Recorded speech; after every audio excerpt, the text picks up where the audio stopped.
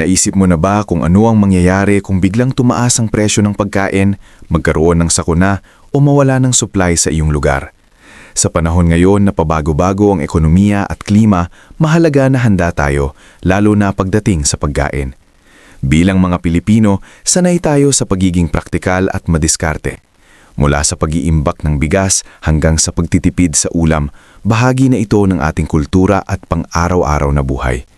Ngunit alam mo ba na may mga murang pagkain na pwede mong i-stock ngayon na kayang tumagal hindi lang ng buwan kundi ng dekada kung tama ang pagkakaimbak? Ayon sa mga pag-aaral sa food preservation, may mga pagkain na natural na may mahabang shelf life dahil sa mababang moisture content, mataas na asin o asukal o kaya ay processed para tumagal. Ito ang mga pagkain na ginagamit din sa emergency preparedness sa iba't ibang bansa. Sa Pilipinas, madalas nating itong makita sa sari-sari store o palengke pero hindi natin napapansin kung gaano ito kahalaga sa long-term survival. Sa video na ito, ibabahagi ko sa iyo ang 10 murang pagkain na hindi lang praktikal kundi pwedeng magsilbing lifeline mo sa panahon ng kagipitan.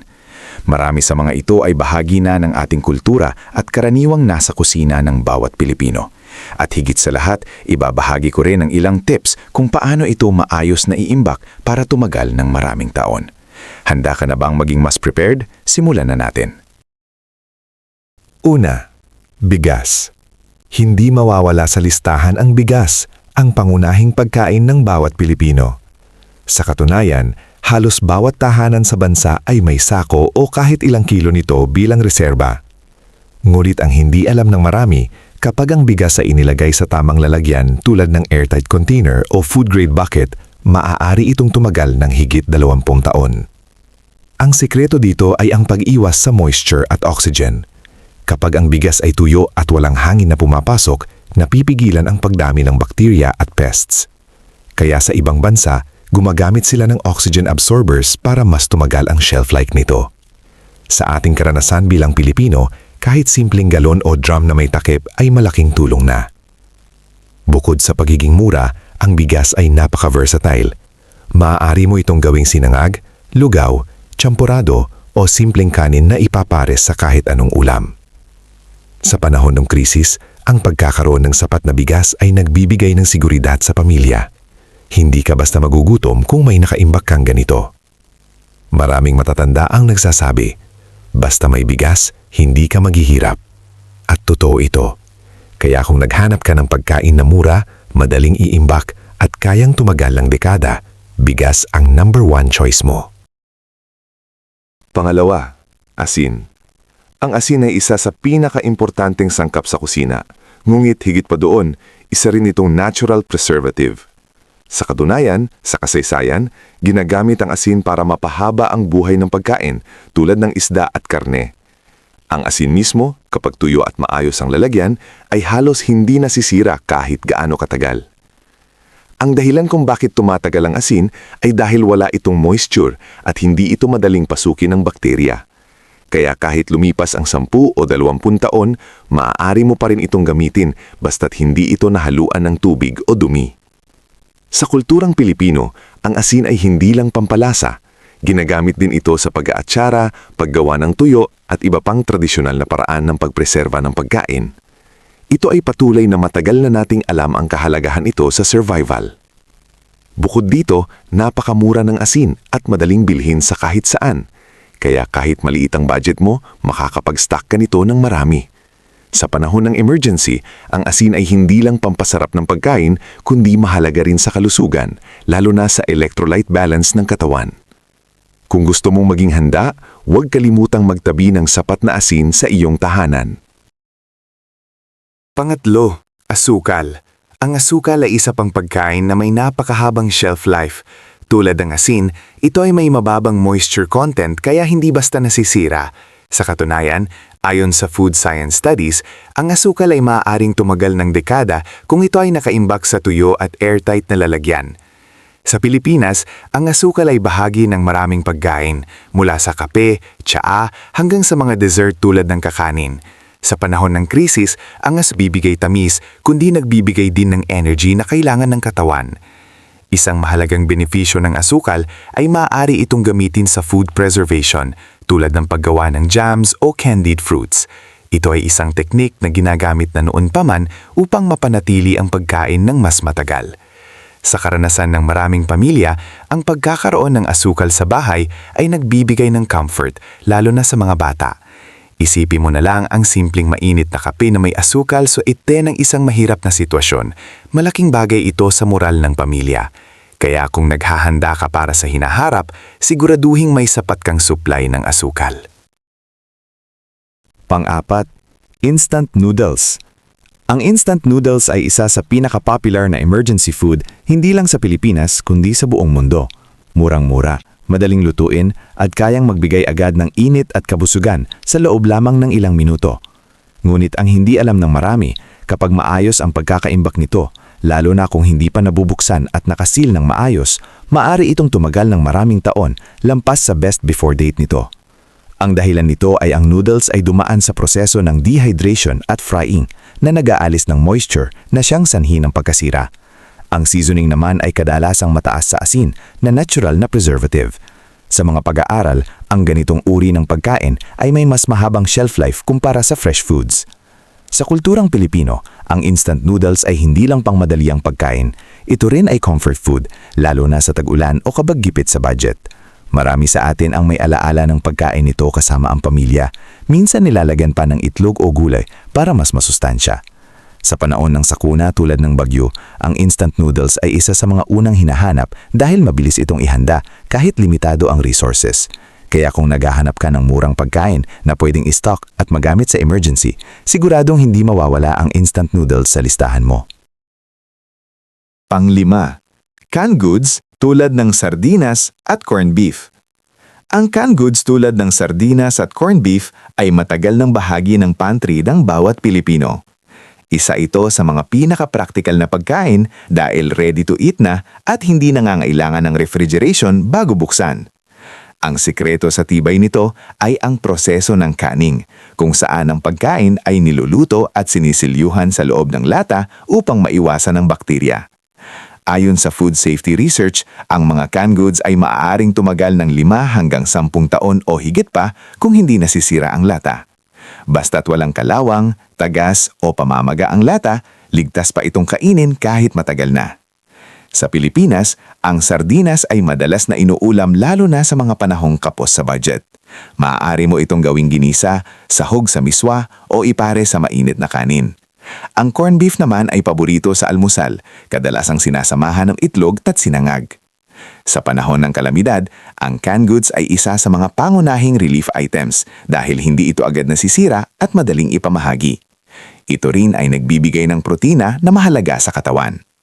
Kung gusto mong maging handa, siguraduhing may sapat kang canned goods sa bahay. Isang simpleng hakbang na maaaring magligtas sa iyo sa oras ng pangangailangan. Pang-6, dried beans tulad ng monggo at sitaw seeds. Ang mga tuyong butil tulad ng monggo at buto ng sitaw ay isa sa mga pinakamurang source ng protina na pwede mong iimbak ng matagal. Dahil sa mababang moisture content nito, ang dried beans ay kayang tumagal ng 10 taon o higit pa kung nakaimbak sa tuyo at airtight na lalagyan. Sa larangan ng nutrisyon, ang beans ay kilala bilang superfood dahil sa mataas nitong fiber, protina at essential nutrients. Kaya kahit walang karne, maaari ka pa rin makakuha ng sapat na nutrisyon mula rito.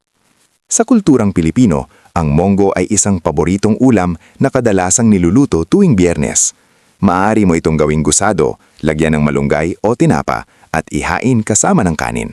Bukod sa masarap, ito rin ay napakaabot kaya. Sa panahon ng krisis, ang pagkakaroon ng dried beans ay napakahalaga dahil maaari mo itong itanim kung kinakailangan o lutuin bilang pangunahing ulam. Ito ay nagbibigay ng sustansya at enerhiya na kailangan ng katawan. Para mapanatili ang kalidad nito, siguraduhing nakaimbak ito sa lalagyang hindi pinapasok ng hangin at tubig. Sa ganitong paraan, masisigurado mong tatagal ito ng maraming taon at magiging handa ka sa anumang sitwasyon. Pang-7, coffee. Instant coffee. Ang kape, lalo na ang instant coffee, ay hindi lang inumin kundi isang mahalagang bahagi ng buhay ng maraming Pilipino. Para sa marami, hindi kumpleto ang araw kung walang kape. Ngunit bukod sa pagiging paborito, ang instant coffee ay may mahabang shelf life dahil ito ay dehydrated. Kapag nakaseal at nakaimbak sa tuyo at malamig na lugar, ang instant coffee ay maaaring tumagal ng maraming taon. Hindi ito madaling masira dahil mababa ang moisture content nito. Sa panahon ng krisis, ang kape ay nagbibigay ng energy at alertness na kailangan ng katawan. Ito rin ay nakakatulong sa moral. Isang mainit na tasa ng kape ay maaaring magbigay ng comfort kahit sa mahirap na sitwasyon. Sa kulturang Pilipino, ang kape ay simbolo ng bonding mula sa kwentuhan sa umaga hanggang sa late night talks. Kaya ang pagkakaroon nito sa iyong stock ay hindi lang praktikal, kundi emosyonal din ang halaga. Kung gusto mong maging handa sa hinaharap, huwag kalimutang mag-stock ng instant coffee, isang simpleng bagay na may malaking epekto sa iyong araw-araw na buhay. Pangwalo, powdered milk. Ang powdered milk ay isang mahalagang pagkain lalo na para sa mga bata at matatanda. Ito ay ginawa sa pamamagitan ng pagtanggal ng moisture mula sa gatas, kaya mas tumatagal ito kumpara sa fresh milk. Kapag nakaseal at nakaimbak sa tamang kondisyon, ang powdered milk ay maaring tumagal ng ilang taon. Sa nutrisyon, ang powdered milk ay mayaman sa calcium, protina at vitamins na mahalaga sa buto at kalusugan. Kaya kahit sa panahon ng kakulangan sa pagkain, makakatulong ito upang mapanatili ang lakas ng katawan. Sa Pilipinas, karaniwang itong ginagamit sa paggawa ng gatas para sa mga bata, pati na rin sa mga dessert tulad ng leche flan at pastillas. Ito rin ay madaling ihanda, kailangan mo lang ng tubig at handa na itong inumin. Sa panahon ng emergency, ang powdered milk ay napakahalaga, lalo na kung walang access sa fresh milk. Ito ay nagbibigay ng sustansya at comfort, lalo na sa mga bata. Para mas tumagal ito, siguraduhing nakaimbak ito sa airtight container at malayo sa init at moisture. Sa ganitong paraan, mapapanatili mo ang kalidad nito at magagamit sa mahabang panahon. Pangsyam, honey. Ang honey ay isa sa ilang pagkain sa mundo na hindi nasisira kahit pa lumipas ang dekada o siglo. Sa katunayan, may mga natagpo ang honey sa sinaunang libingan na maaari pa rin kainin. Ito ay dahil sa natural nitong antibacterial properties at mababang moisture content. Sa Pilipinas, ang honey ay ginagamit hindi lang bilang pampatamis, kundi bilang natural na gamot. Ito ay kilala sa pagpapalakas ng immune system at pag-alis ng ubo o sore throat. Bukod dito, ang honey ay nagbibigay ng natural energy na kailangan ng katawan. Kaya sa panahon ng krisis, maaari itong magsilbing alternatibo sa asukal at instant source ng lakas. Madali rin itong iimbak, hindi kailangan ng refrigeration at hindi agad nasisira kahit nakaimbak sa mahabang panahon. Kahit tumigas ito o mag-crystallize, maaari pa rin itong gamitin sa pamamagitan ng pag-init ng bahagya. Kung naghahanap ka ng pagkain na tunay na pangmatagalan, ang honey ay isa sa pinakamahusay na pagpipilian. Pang-10, vinegar. Ang suka ay isa pang staple sa kusinang Pilipino na may napakahabang shelf life.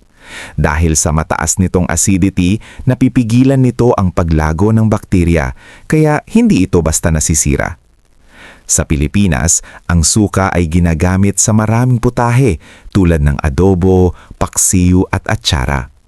Bukod sa pampalasa, ito rin ay ginagamit sa pagpreserba ng pagkain. Ayon sa research, ang vinegar ay maaaring tumagal ng maraming taon nang hindi nasisira basta't nakaimbak sa maayos na lalagyan. Kahit magbago ang kulay nito, kadalasan ay ligtas pa rin itong gamitin. Sa panahon ng emergency, ang suka ay napakahalaga dahil maaari itong gamitin sa pagluluto at pagpreserba ng pagkain. Ito ay nagbibigay din ng lasa na makakatulong sa appetite kahit limitado ang pagkain. Madali itong hanapin at mura lang, kaya siguradong dapat itong kasama sa iyong stockpile. Konklusyon. Sa huli, ang pagiging handa ay hindi nangangahulugan ng pagiging paranoia. Ito ay pagiging responsable. Bilang mga Pilipino, likas sa atin ang maghanda para sa kinabukasan, lalo na para sa ating pamilya. Ang pag-iimbak ng murang pagkain na may mahabang shelf life ay isang simpleng hakbang na maaaring magligtas sa atin sa oras ng pangangailangan. Hindi mo kailangang maging mayaman para maghanda. Sa katunayan, karamihan sa mga nabanggit ay abot kaya at madaling hanapin. Ang malaga ay ang pamang kaalaman sa pag-iimbak at ang disiplina na gawin ito ng paunti-unti. Tandaan, ang tunay na kayamanan ay hindi lang pera, kundi ang seguridad na alam mong may pagkain ka sa oras ng kagipitan. Kaya simulan mo na ngayon, magtabi ka ng kahit kaunti bawat linggo. Sa paglipas ng panahon, makikita mo na handa ka na sa anumang hamon na darating. Ikaw, alin sa mga ito ang meron ka na sa bahay at alin ang balak mong istak ngayong linggo? Kung nagustuhan mo ang video na ito at nakatulong ito sa iyo, mangyaring ilay, mag-subscribe at i-share. Ang inyong suporta ay tumutulong sa amin na patuloy na gumawa ng magagandang content upang kayo ay mabigyan ng kaalaman at inspirasyon. Salamat sa panonood at inaasahan naming makita kayo sa susunod na video.